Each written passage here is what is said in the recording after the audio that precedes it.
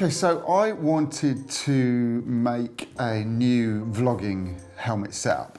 And my plan was to get a helmet specifically for that purpose and then build it up into my kind of ideal vlogging setup with a kind of semi-permanent set of fitments on it. And the brief for this really was to have it completely self-contained. So the idea was I didn't want kind of wires sticking out everywhere. I wanted to limit the amount of sort of taping down I had to do. And also I wanted it to be really, really solid. So today I'm going to show you exactly how I built this and all the parts that you need to get yourself in order to build a helmet like this. So if we go round the helmet and see what we've got. First and foremost, we've got the helmet, which is a relatively cheap one. This was about £70. Actually came with the tinted visor and a clear visor as well, which was a bonus. I know I'm going to get loads of comments about wearing a cheap helmet. However, this was my first time building a sort of permanent setup, permanent motovlogging setup. And I didn't want to mess up a really expensive helmet. I think this is fine for what I'm going to be using it for. If I start doing more high-speed work, maybe doing a track day, then I would definitely get myself a different helmet, a much more expensive one. But as I said, I wanted this to be a permanent setup, and it was the first time I'd done anything like this, and it involved kind of permanently gluing bits onto it, so I didn't want to mess up a really good helmet. If we then go around to the camera itself, this is the GoPro Hero 7 Black. Obviously there's a newer GoPro out, the 8 Black, which I know is a really, really good quality camera. However, I had one of these anyway, and for what I want to use it for and for general kind of moto vlogging, I think the Hero 7 Black is still one of the best value cameras. I'm not a fan. I know there are other manufacturers. I'm not a massive fan of the DJI camera. I don't think the image quality is anywhere near as nice. I know that Sony and a few other companies also do action cameras. But the quality of the GoPro plus the versatility of all the mounts that you can get for them, the mounts now are so cheap for these, I think make it probably the best option. So, in addition to the GoPro, I've got a custom mount here. This mount is a third-party one. It's not actually a GoPro one, but it's designed to hold the audio accessory attachment that you can get. And obviously below here is the audio accessory. This basically plugs into the side of the GoPro and allows you to plug a professional mini jack mic into the side of it. And it means that you can have a kind of all-in-one setup. So your mic is recording straight into the GoPro, which is really useful. Then if we look around the other side, we've got the mount, which is a GoPro, again, another third-party GoPro mount. This one kind of fixes onto the side of the helmet, and then the arm articulates in several places round and allows you to position the camera at the front. You can get mounts which fit directly to the front, but I liked the versatility of this. You've got quite a lot of ways that you can sort of angle the camera and move it around. So I thought this was quite a good mount. And then knowing that I was going to get this mount also led me to pick this particular helmet. So I basically took the mount with me into the helmet shop, and I was looking for helmets which had a kind of smooth side, either side of the chin piece, which would allow me to mount this quite easily. In terms of everything else, the microphone that I've used is a Rode, it's a good quality mic. It's a Rode mic. I'm going to put the link to all of these parts in the description. But that's basically a good quality lapel mic, which I've mounted inside the helmet, and then I've fed the wires all the way around so that pretty much it's clean and we don't have kind of wires or anything sticking out that are you're going to catch yourself on. So now I will break down all the bits of equipment that I actually used and how they all go together. Okay, so here's the basic set of parts that I've used, minus the mount, because that's permanently fixed to the helmet. I'll show you exactly how I fitted that. But if we start with the camera, as I say, this is the GoPro Hero 7 Black. It's really, really good quality. It is still cheaper than the GoPro Hero 8. And I think sort of pound for pound, this is probably one of the best cameras that you can buy today for motovlogging or attaching to your motorbike in any way.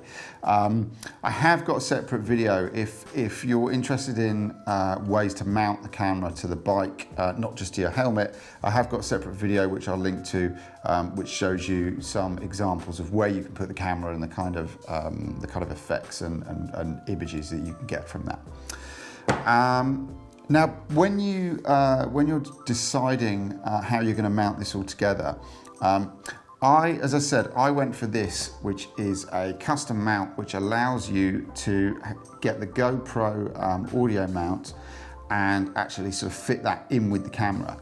You don't have to get this, but as I say, I wanted to make this setup really compact, quite relatively wire-free, and this, I'd seen a couple of people use a system like this and it looked like a really neat system. These aren't expensive, as I say, I'll link to them in the description. The other way that you're gonna mount the audio mount, if you haven't got this and you just wanna go with the standard mount, basically you're just gonna need to get some of this 3M tape, put some tape on the side of here, and then at some point kind of mount it to the side of the helmet like this. It's not a problem doing that, as I say, but it's just an extra kind of, for me, it's just an extra sort of failure point. So these aren't expensive. Personally, I would get one of these. Now, just talking about the audio mount for a second, these are quite controversial. This is the official GoPro one. If you can get them, because they're in really short supply, it's going to cost you about £65 minimum. I don't know why they're so expensive. I don't know why they're in short supply, but basically because they are, the only place I managed to get one was on eBay, and as I say, they were retailing at around £65 to £70. But it is the best way to get audio into GoPro. There are mics available which have mics like this available, which have a fitment that goes straight into the GoPro. But the problem I found with them is that they need their own power source, so you've got to have kind of batteries attached to them. And again, it just adds more hassle to it. You've got a battery you've got to keep an eye on. This basically powers itself from the GoPro, so it's all kind of it's all built in. Now, in terms of the actual the mount that fits onto the side of that fits onto the helmet and takes the actual GoPro holder, there's a couple of different ones of these. The way I would choose the mount that you use is go for a metal one, if at all possible. The reason being is that I've found over the years that the plastic ones, it can be quite hard to get them tight enough not to move at all, especially when you're sort of, you know, when the bike's going along and you've got wind on the camera and the mounts. So if you get a metal version, most of the modern metal ones come with a sort of spanner attachment, and what that allows you to do is get these hinge mounts, these bracket mounts, really, really tight, and basically that means they don't move. They're really, really solid, and you're not going to get the camera sort of suddenly moving or vibrating at speed. So there's not one particular mount that I would recommend. I will link to this one, which was kind of the first one that I came across that looked good and was metal.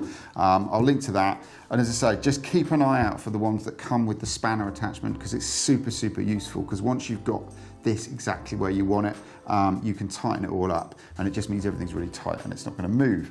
Okay, now in terms of the microphone, you're going to want to get a microphone and either make sure it comes with one of these or buy this separately. These are really cheap, they're easy to get hold of if the mic doesn't come with it. But if you look on Amazon, I would want to spend around between 20 or 50 pounds on a mic. The reason being is that it's quite a critical piece of the whole sort of package. If you've got great visuals but the sound's awful, then the whole motovlogging thing sort of falls apart. So I would spend as much as you can on this. To give you an example, the Rode version that I will link to was about £45. That comes with its own sort of small foam bit on the end of it. This I bought separately. I think this was about £10. But basically, you need this because this is going to protect the mic from wind, which obviously on a helmet riding along is going to be a big issue. So basically, this mic just pops inside that like that, and that basically protects that from the wind.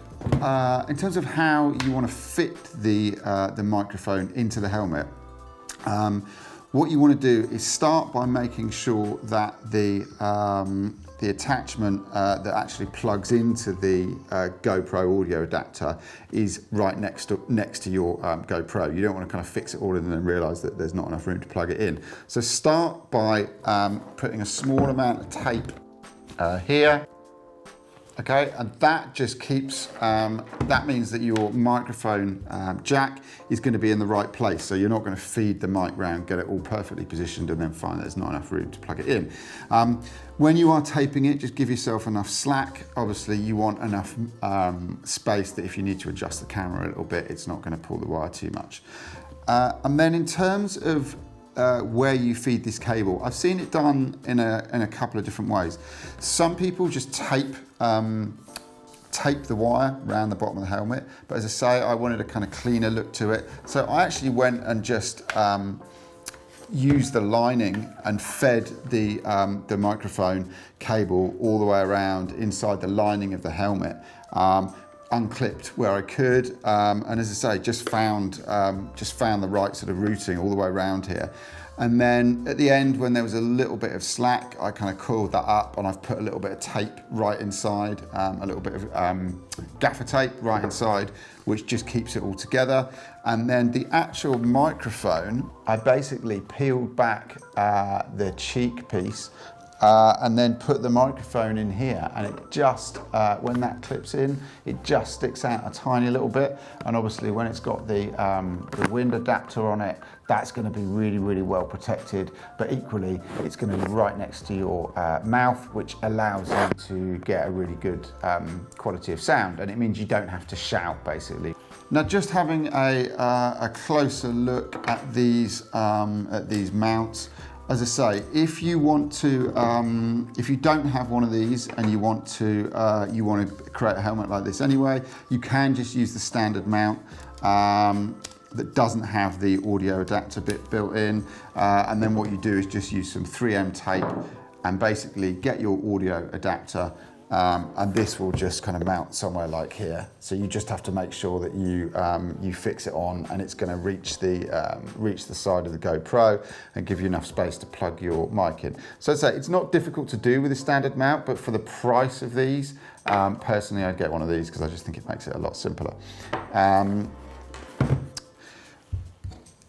These mounts are really easy. How these mounts work is that basically you just push the GoPro into it, and then this bit here is basically a sliding mount, so it goes in and does that.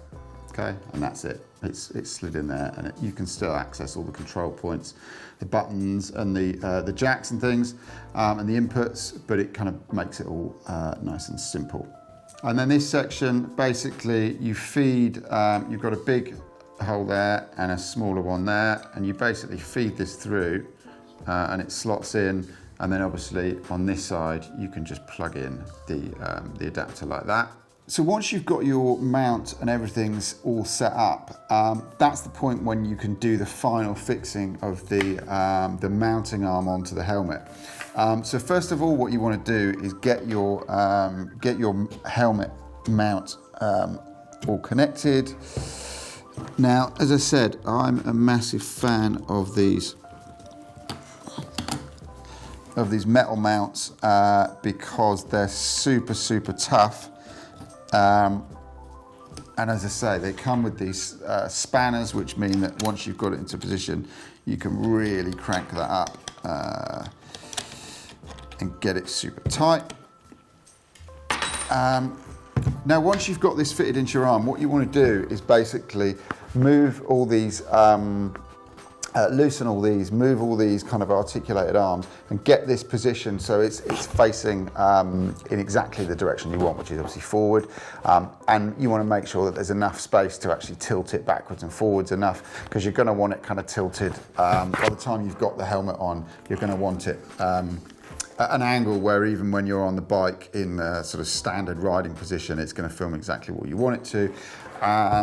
If you find that you've mounted this and then all of a sudden you realise you can't tilt it as much as you need to, there's no dramas. What you can do, there's loads and loads of extra adapters that you can buy, which will basically allow you to kind of move that out a little bit and give you more positioning options. This one's pretty cool because it's a ball joint. So once you've fitted this, you can basically get that as level as you want, you know, in any position. And as I say, these are kind of all metal ones, which allow you to tighten them, get it all fixed on really solidly.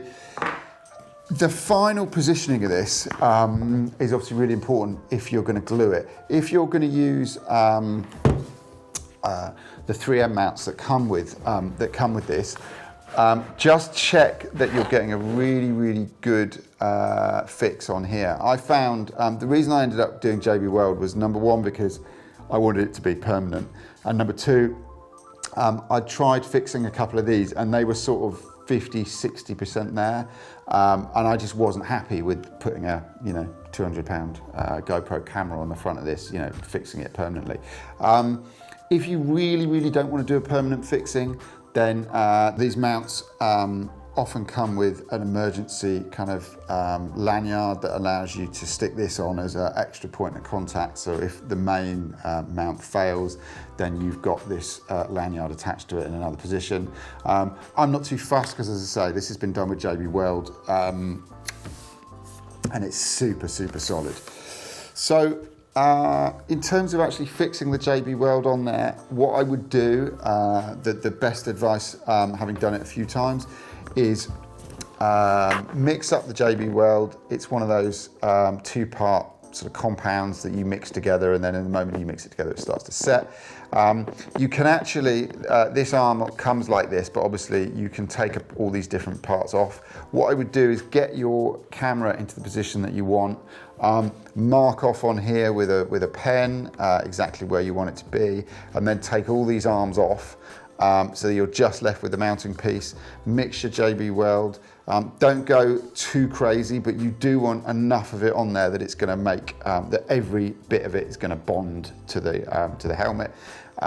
So if you're not too fussed about what it looks like, I mean, it's a grey colour anyway. So if you overdo it a little bit, it doesn't look too messy. I'm not sure if they do a clear version. I think they might do. But then you want to basically get the helmet in a position where you're going to be able to let that set and it's not going to move. It doesn't take too long, maybe sort of 10-15 minutes before it's kind of set enough to leave it somewhere. And then you leave it for about 24 hours to cure. And as I say, it's so strong that it's kind of not going anywhere. And as you move the mount, basically you can see the kind of helmet material moving underneath it, so it's really not going anywhere. And as I say, the last bit then is just to plug in the microphone, and you're good to go. That's a completely self-contained helmet vlogging system. There is one more modification which I haven't done here, but I'm considering. GoPro batteries, especially for the newer GoPros, don't seem to last that long, and it's a bit of a pain having to change the battery on the fly. So one of the things you can do is actually power the GoPro from a power pack. Lithium power pack, sort of a mobile phone charger type thing. And there are some really small ones that are perfect. So if you've got one of those, you can mount that somewhere else on the helmet, run the cable to the power port here, and that will run the GoPro for sort of hours and hours. So that's worth thinking about, but at the moment I'm not sure because this is such a sort of compact system. I think I might just leave it like this. If you've got any questions, feel free to stick them in the comments. As I say, this isn't the only helmet that this system's going to work on, and there are also lots of different attachments which allow you to kind of mount under the chin, sort of straight onto the chin section and on the side like this. So it's worth, they're not super expensive, so it might be worth ordering a few and seeing what's going to work best with your helmet. So there you go, I hope you found that useful. As always, if you've got any comments or questions, stick them in the comment section and I will do my best to answer them. If you like the video, please consider giving me a like, and if you want to see more stuff like this, then obviously subscribe for all the notifications on my new videos.